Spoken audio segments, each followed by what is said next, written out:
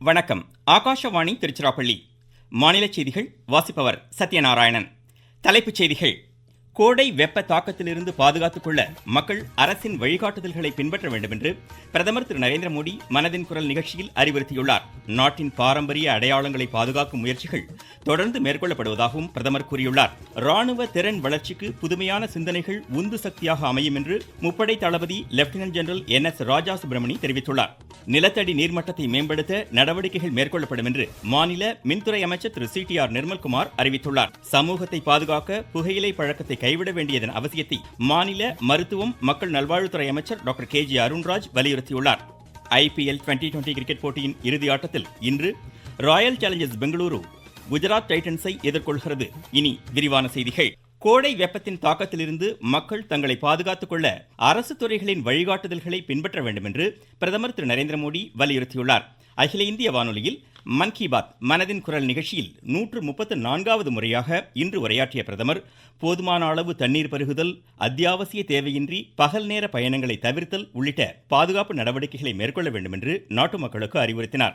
கோடை காலத்தில் நாட்டின் பல்வேறு பகுதிகளில் சாகுபடி செய்யப்படும் அல்போன்சா, மல்கோவா, நீலம், பங்கனப்பள்ளி உள்ளிட்ட மாம்பழங்கள் சுவை மற்றும் நறுமணத்தால் வேறுபடுவதாக தெரிவித்த பிரதமர் கிராமங்களிலிருந்து உலக சந்தைக்கு இவை சென்றடைவதாக கூறினார். மாம்பழ சாகுபடியில் ஈடுபட்டுள்ள விவசாயிகள் வேளாண் பொருளாதாரத்தில் பெரும் பங்கு வகிப்பதாக குறிப்பிட்டார். அண்மையில் தமது நெதர்லாந்து பயணத்தின் போது 21 சோழர் கால செப்பேடுகள் இந்தியாவிடம் ஒப்படைக்கப்பட்டது மகிழ்ச்சியையும் பெருமிதத்தையும் அளிப்பதாக கூறிய பிரதமர் இவை சோழ பேரரசின் கடல் சக்தியின் வலிமையை வெளிப்படுத்துவதாக கூறினார்.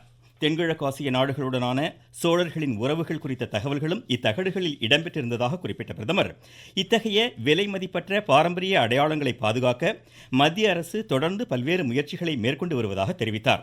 ராஞ்சியில் நடைபெற்ற தேசிய மூத்தோர் தடகள போட்டிகளில் முந்தைய 4 தேசிய சாதனைகளை முறியடித்த குரிந்தர்வீர் சிங், விஷால், தேஜஸ்வின் சங்கர், தேவ்மீனா, குல்தீப் குமார் ஆகியோருக்கு பிரதமர் வாழ்த்து தெரிவித்தார்.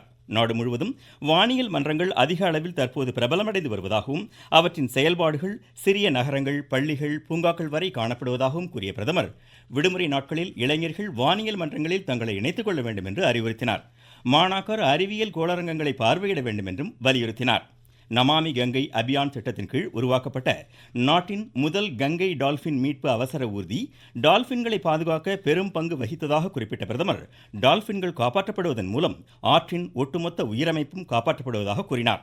நாகர்கோவிலில் 15 பள்ளிகளை நடத்தி வரும் ஆசிரியை மனதின் குரல் நிகழ்ச்சி தமக்கு உத்வேகம் அளிப்பதாக கூறியதை சுட்டிக்காட்டிய பிரதமர் ராணுவ வீரர்களின் நலன் பாதுகாக்கப்பட வேண்டும் என்ற நோக்கில் தமது பள்ளி குழந்தைகள் நாள்தோறும் ₹1 பங்களிப்பின் மூலம் சுமார் 40 லட்சம் ரூபாய் நிதி திரட்டி அதற்கான காசோலையை தம்மிடம் அளித்ததாக எடுத்துரைத்தார்.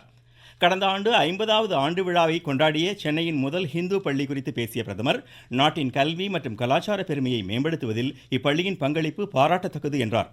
நாட்டு மக்கள் அனைவரும் சமூகத்திற்காக உழைப்பவர்களை பாராட்டுவதுடன் சமூக பணிகளில் தங்களையும் ஈடுபடுத்திக் கொள்ள அழைப்பு விடுத்தார்.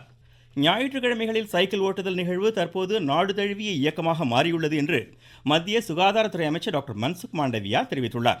மேகாலயா மாநிலம் ஷிலாங்கில் இன்று நடைபெற்ற பிரதமரின் ஃபிட் இண்டியா இயக்கத்திற்கு ஆதரவாக நாடு முழுவதும் 6000க்கும் மேற்பட்ட இடங்களில் லட்சக்கணக்கான மக்கள் இந்த இயக்கத்தில் இணைந்துள்ளதாக கூறினார். மேற்கு ஆசியாவின் தற்போதைய சூழலுக்கு இடையே எரிசக்தி சேமிப்பிற்கான தேசிய அளவிலான முயற்சிகளுக்கு இத்தகைய மிதிவண்டி பயண இயக்கம் உந்து சக்தியாக இருக்கும் என்று அமைச்சர் குறிப்பிட்டார். புதுமையான சிந்தனைகள் மற்றும் செயல்பாடுகள் ராணுவ திறனின் வளர்ச்சிக்கு உந்து சக்தியாக அமையும் என்று முப்படை தலைமை தளபதி லெப்டினன்ட் ஜெனரல் NS ராஜா சுப்பிரமணி தெரிவித்துள்ளார். முப்படை தலைமை தளபதியாக இன்று பொறுப்பேற்ற பின் செய்தியாளர்களிடம் பேசிய அவர் ஆயுதப்படைகளுக்கும் கல்வி மற்றும் புத்தொழில் நிறுவனங்கள், ஆராய்ச்சி சூழல் அமைப்புகள் ஆகியவற்றுக்கும் இடையேயான ஒத்துழைப்பு நவீனமயமாக்கலுக்கு புத்துயிர் அளிப்பதாக கூறினார். நாட்டின் இறையாண்மை மற்றும் பிராந்திய ஒருமைப்பாட்டை பாதுகாப்பதில் ஆயுதப்படைகள் முக்கிய பங்காற்றுவதாக கூறிய அவர் முன்னாள் படை வீரர்கள் மற்றும் பெண்களின் நலனிற்காக ஆயுதப்படை வீரர்கள் தொடர்ந்து அர்ப்பணிப்புடன் செயலாற்றுவார்கள் என்று உறுதியளித்தார். முன்னதாக புதுதில்லியில் இன்று லெப்டினன்ட் ஜெனரல் NS ராஜா சுப்பிரமணிக்கு அணிவகுப்பு மரியாதை அளிக்கப்பட்டது. நாட்டின் 27வது கடற்படை தலைமை தளபதியாக அட்மிரல் கிருஷ்ண சுவாமிநாதன் இன்று பொறுப்பேற்றுக் கொண்டார்.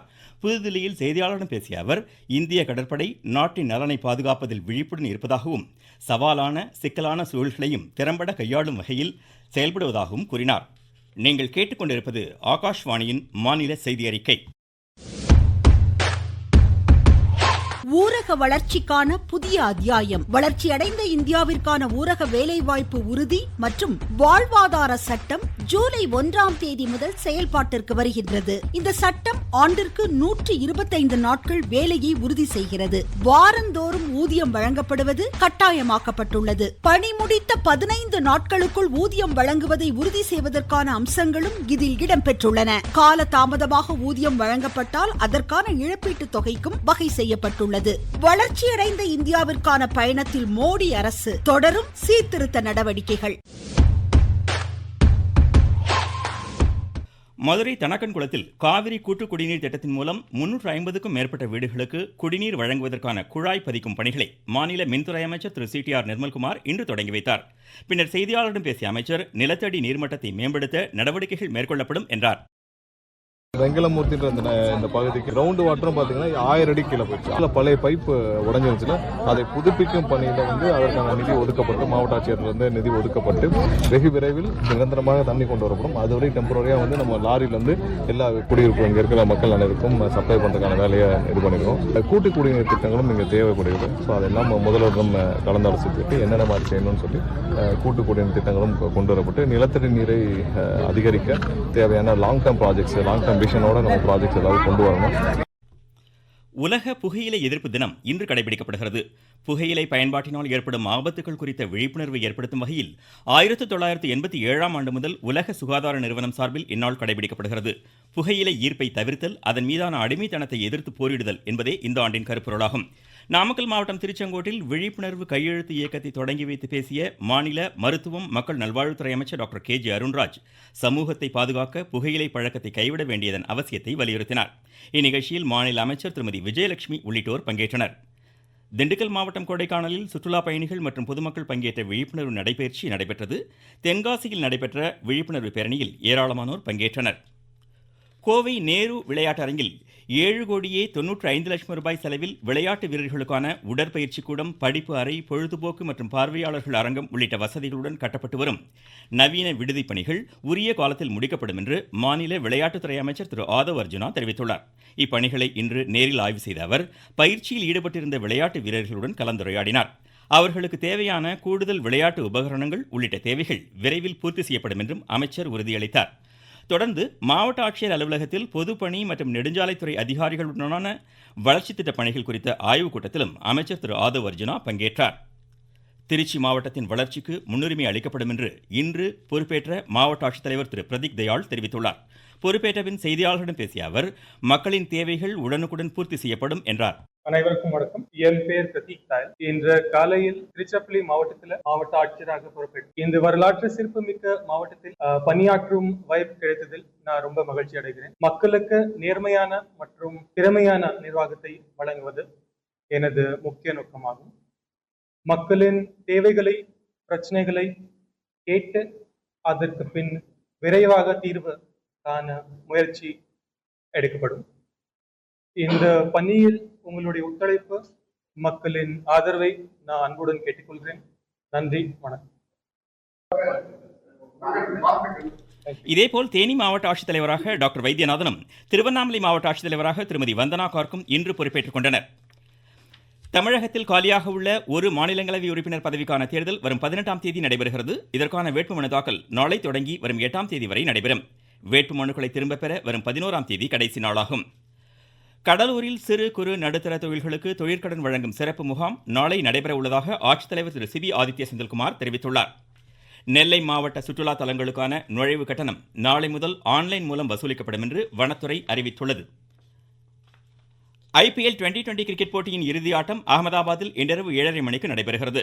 இரண்டாவது முறையாக சாம்பியன் பட்டத்தை வெல்லும் முனைப்புடன் ராயல் சேலஞ்சர்ஸ் பெங்களூரு அணி குஜராத் டைட்டன்ஸை எதிர்த்து களமிறங்குகிறது.